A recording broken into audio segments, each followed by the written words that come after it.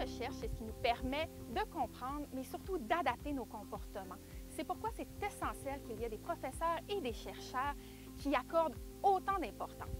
Dans cette série d'entretiens que l'organisme de bassin versant du Saguenay et l'organisme de bassin versant Lac-Saint-Jean font dans le cadre du mois de l'eau, on rencontre aujourd'hui Mme Annie Ménard, biologiste et professeure au Cégep de Saint-Félicien dans le programme, en fait, la technique du milieu naturel.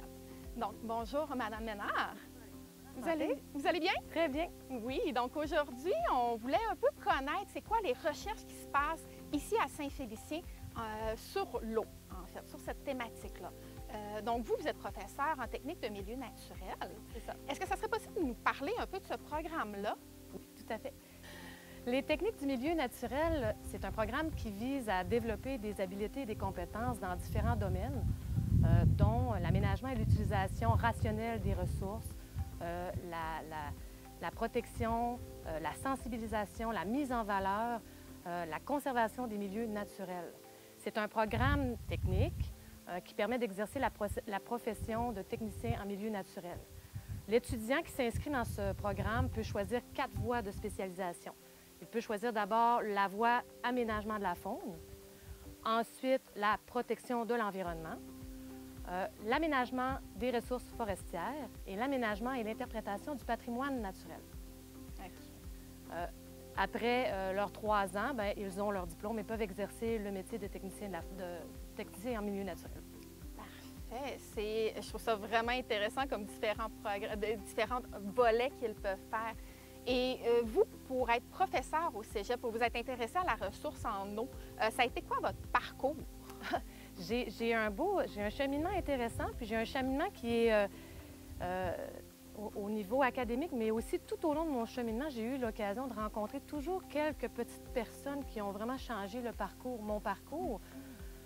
J'ai d'abord moi je viens de la région ici, je viens de la région du Saguenay. En fait, j'ai été élevée à Sainte-Rose-du-Nord dans un petit chalet au lac Résimont. J'ai grandi en déménageant souvent, puis j'ai terminé à faire un baccalauréat en biologie à l'Université Laval. À l'Université Laval, j'ai travaillé tous mes étés dans le Centre interuniversitaire de recherche sur le saumon atlantique. C'est ce qu'on appelle le CIRSA. C'est un lieu privilégié pour les amants de la faune aquatique. Durant ces années-là, j'ai eu l'occasion de travailler comme assistante de recherche. Okay. Alors, je travaillais comme assistante de recherche pour M. Julian Dodson, qui est un chercheur à l'Université Laval. Okay. Et celui-ci menait des projets sur l'omble de fontaine et le saumon atlantique de la rivière Sainte-Marguerite. Oh, ça donnait bien. Oui, très bien. Alors, en plein dans mon lieu de naissance, j'y ai travaillé plusieurs années et j'ai eu l'occasion de travailler avec des étudiants au doctorat, des étudiants à la maîtrise, des étudiants rigoureux qui m'ont vraiment aidé dans mon parcours de jeune fille à développer des méthodes de travail, à développer ma curiosité. Durant là-bas au CIRSA, on travaillait entre autres sur des trappes qui nous permettent de compter le nombre de saumons, de smolts qui dévalent au printemps, le nombre d'ombles de fontaine. On faisait de la scène de rivage dans la baie Sainte-Marguerite. Il y avait beaucoup de volets au niveau de toutes les compétences en biologie de la faune aquatique. On dirait qu'on les a tout faites pendant ces années-là. À la fin de mon parcours au baccalauréat, j'ai fait mon mémoire de bac sur les patrons de migration et de distribution des ombres de fontaine anadromes de la rivière Sainte-Marguerite. OK. Avec Julian Dodson et Mme Sophie Lenormand. Ensuite, ayant terminé mon baccalauréat, je me suis inscrite à la maîtrise avec M. Normand Bergeron à l'INRS. Oui. J'ai fait une maîtrise en sciences de la Terre. M. Normand Bergeron est un géomorphologue fluvial, donc il a une vision différente de la vision des biologistes des rivières. Et cette vision-là, je l'adopte toujours aujourd'hui parce que notre concept comme biologiste, moi je suis une biologiste, notre concept comme biologiste de la rivière est très limité. On étudie la faune, mais on comprend très mal la dynamique des cours d'eau.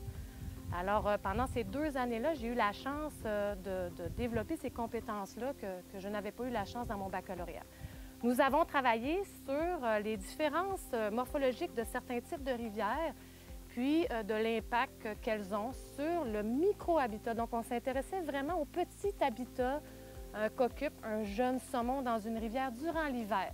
Alors, les problématiques étaient un peu complexes, je vous épargne ça.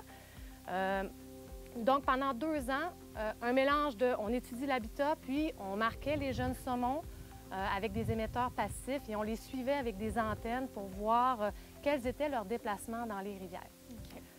Après ma maîtrise, j'ai travaillé, j'ai vivoté, disons, travaillé pour, je pense que c'était la FAPAC à l'époque, en tout cas la direction de la recherche, sur encore les mouvements des poissons dans les ponceaux forestiers, parce qu'on sait qu'il y a une problématique avec les ponceaux forestiers et le déplacement des poissons. Puis je me suis expatriée à Calgary. J'ai travaillé pour une firme de consultation chez Golder Associates. J'y ai travaillé pendant 3 années. C'était un programme avec Éco-Canada qui me permettait, comme jeune diplômée, d'avoir un emploi. J'ai travaillé avec des chargés de projet, des directeurs de projet de beaucoup d'expérience sur les impacts des sables bitumineux sur la faune aquatique, entre autres. On sait que le nord de l'Alberta, on a beaucoup de sables bitumineux. Oui. C'est les mines à ciel ouvert qui ont un impact sur les écosystèmes fauniques. Puis après ces 3 années-là, je suis venue travailler chez WSP ici à Saint-Félicien. C'était anciennement Génivard. Oui. J'ai travaillé comme biologiste chargée de projet en faune aquatique. Beaucoup pour des projets d'Hydro-Québec. OK. Donc, l'accumulation du mercure, donc le suivi du taux de mercure dans la chair des poissons, divers suivis de la qualité de l'eau après barrage, des suivis de saumon atlantique, de succès d'éclosion de saumon atlantique dans des frayères de la rivière Romaine. OK. Puis après 5 ans, bien, je suis venue comme enseignante. Oh. Donc, j'y travaille comme enseignante en technique du milieu naturel depuis janvier 2013. Oh, quand même. Oui, Vous avez eu le temps de faire quand même plusieurs projets avec vos étudiants depuis 2013. oui, oui. Bien, en fait, depuis 2013, oui, mais au début d'un parcours d'enseignant, enseigner au collège, Oui.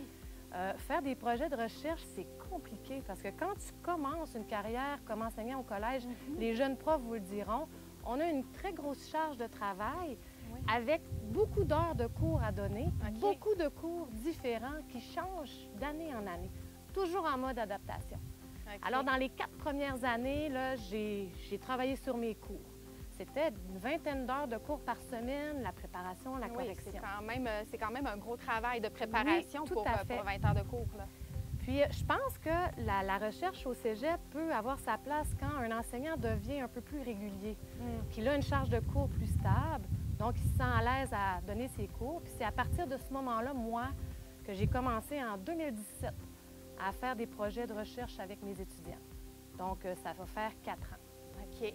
Et ces projets-là, est-ce que ça serait possible de m'expliquer un peu c'est quoi, qu'est-ce qu'ils font, qu'est-ce que vous faites avec vos étudiants? Oui, tout à fait. Depuis 2017, moi, je chéris le projet que j'appelle le projet de mise en valeur et de restauration de la petite rivière Eusèbe. La petite rivière Eusèbe, c'est une petite rivière qui s'écoule dans Saint-Félicien.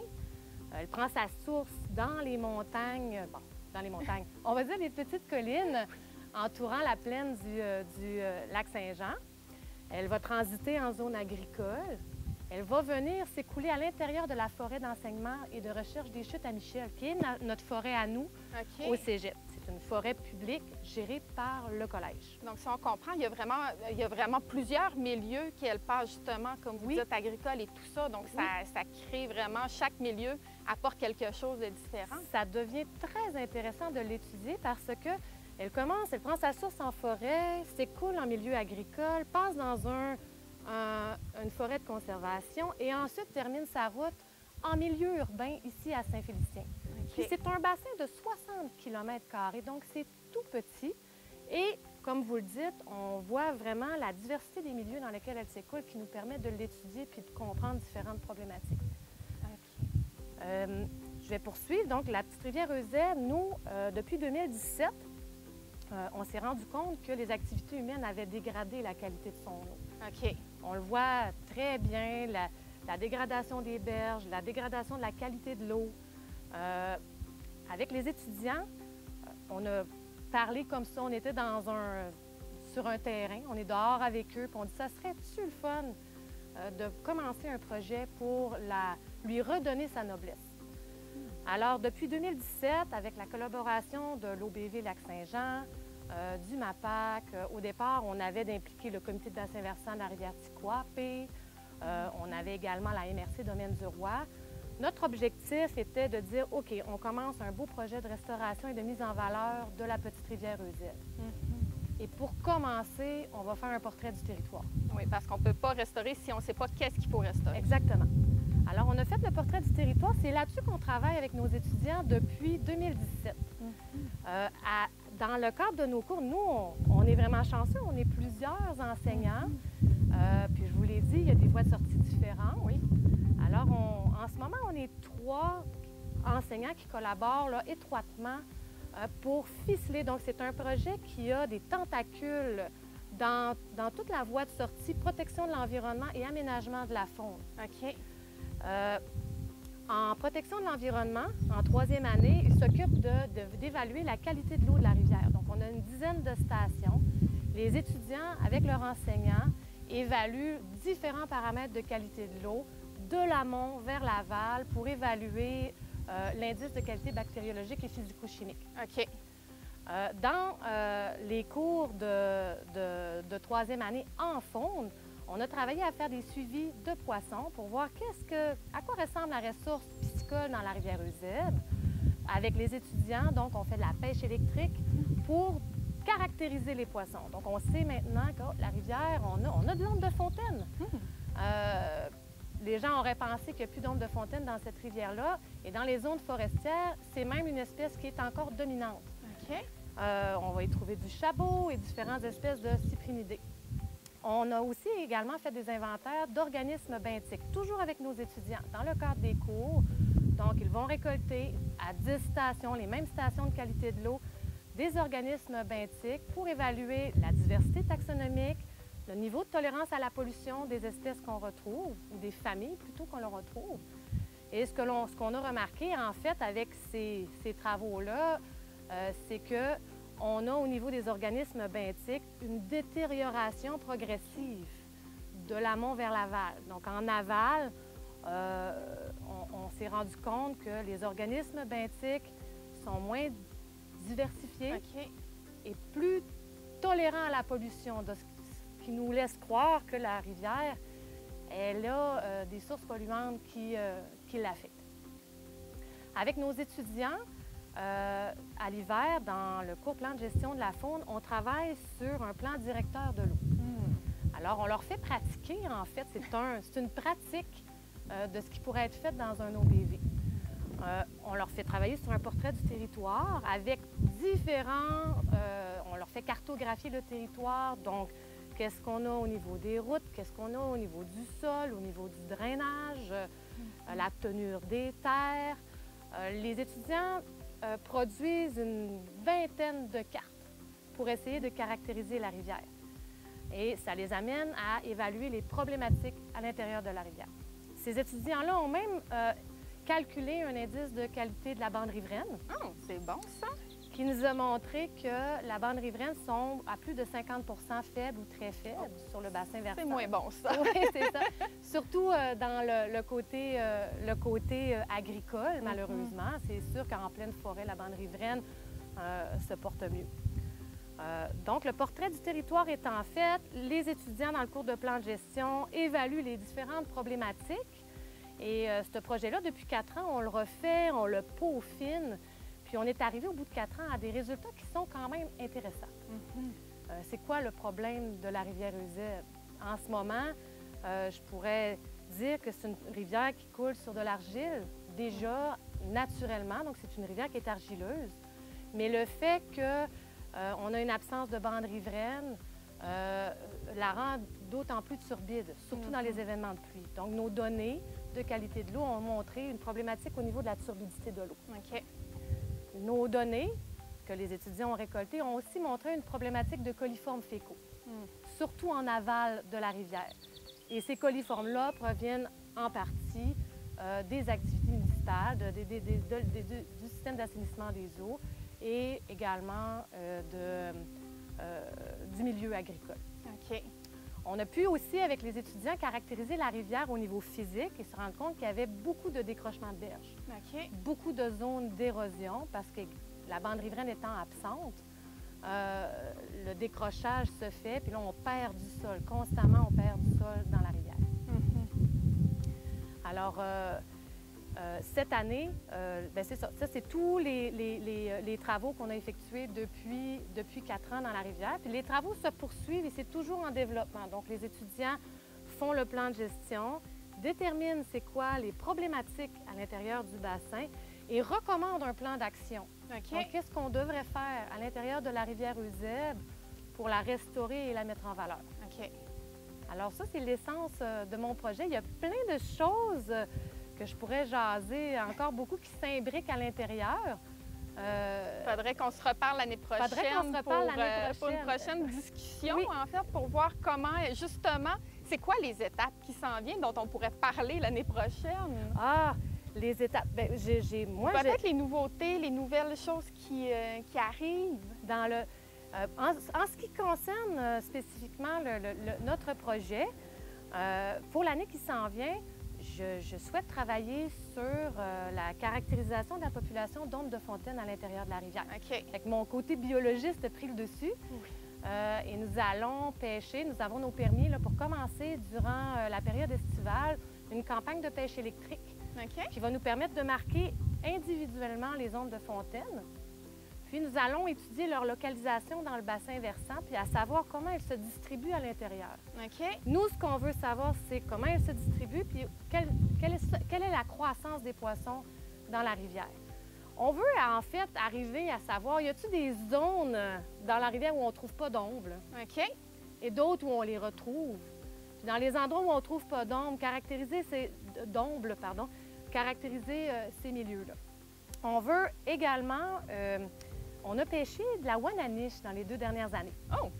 Dans la petite rivière Eusèbe.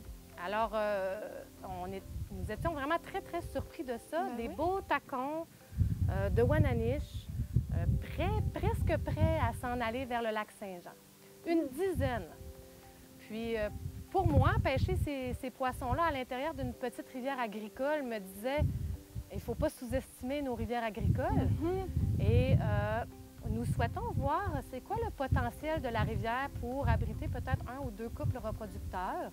On veut caractériser la rivière, caractériser les frayères potentielles. Puis ça, on va le faire avec l'imagerie aérienne. Donc, qu'est-ce qui s'en vient dans le département? On s'est acheté un drone. On veut tranquillement photographier la rivière et caractériser le fond de la rivière pour identifier les zones potentielles pour le saumon atlantique. Ce qu'on aimerait faire également, c'est caractériser les substances que l'on trouve à l'intérieur de la rivière. Cette année, on a observé une accumulation dans nos trappes de poissons, une accumulation de matière qui semblait être du plastique. Nous aimerions caractériser Essayer de comprendre c'est quoi cette matière. C'est quoi la matière que l'on retrouve. Donc, on retrouvait dans nos trappes, nous avions des trappes à poissons, on a retrouvé une matière qui semblait beaucoup à du plastique. On voudrait savoir c'est quel plastique, puis éventuellement déterminer la source de provenance de ces matières-là. Enfin, il y a quelque chose aussi d'intéressant que je chéris beaucoup. C'est qu'on se rend compte aussi, moi je travaille sur le projet de la petite rivière Eusèbe avec toute la passion que je suis capable, mais on travaille tous en silo. Puis la restauration d'un milieu, ça passe par la mobilisation, puis il faut se regrouper ensemble pour travailler.